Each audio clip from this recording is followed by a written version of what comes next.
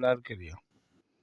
उनके गलतियों पर अगर आप डांटेंगे नहीं तो वो गलतियां ही करेगा और एक दिन इतना बुरा इंसान बन जाएगा कि आपकी आंखों के सामने उसकी दुर्दशा होगी।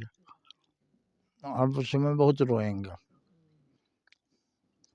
बहुतों ने अपने बच्चों को नहीं डांटा समय रहते, जब बुरा बन गया तो उसके कर्म ऐसे हुए, कुल का नाश कर दिया और माँ बाप बहुत रोए।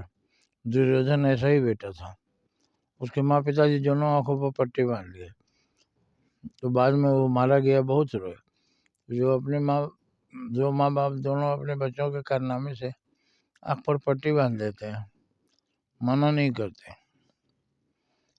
वो बुरी गति को प्राप्त होता है और उसे माँ बाप रोते हैं। ऐसी बहुत सी बहनें भी हैं, राखी बंधवाते हैं अपने भाई को, बहुत प्यार करते हैं, लेकिन उस भाई को कभी कभी चांटा भी मारना पड़ेगा। जो गलतियां करता है उसको रोकना होगा, नहीं रोकेंगे तो इतना बदमाश होगा कि बहनों के सामने ही उसकी मौत होगी और उस दिन वो बहुत रोएंगे कि हमने क्यों नहीं रोका।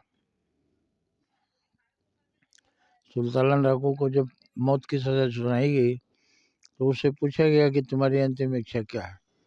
बोला, माँ से मैं मिलना चाहता हूँ। उसकी माँ को बुलाया गया, माँ से मिला, लेकिन उसने दांत से उसकी नाक काट ली।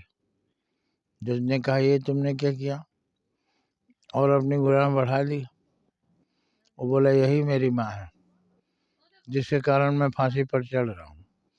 जब मैं स्कूल से कॉपी पेंसिल किताबें चोरी करके लाता था, यही माँ मुझे नहीं बोलती थी, मेरा बेटा बहुत अच्छा है, ऐसा बोलती थी। मैं आज चोर बन गया और फांसी मेरी हो रही है तो इसी के कारण हो रही है। तो ऐसी बहुत सी बातें हैं। एक पौधे को अगर आप, फूल का पौधा है, कोई चीज़ का पौधा है, अगर आप काट छाट नहीं करते हैं तो वो झाड़ बन जाएगा, और झाड़ बन जाएगा तो आप सोचेंगे मैंने पहले क्यों नहीं इसको काटा। तो काट छाट करने से पौधा सुंदर होता है, जिस शेप में चाहें आप ढाल सकते हैं। उस तरह से अपने आप को भी बुरे कर्मों से रोकना चाहिए। बुरे कर्म हमें दुष्परिणाम तक पहुंचाते हैं, दुष्परिणाम हमको ले डुबाते हैं, इसलिए अपने बुरे कर्मों से भी खुद को रोकना चाहिए।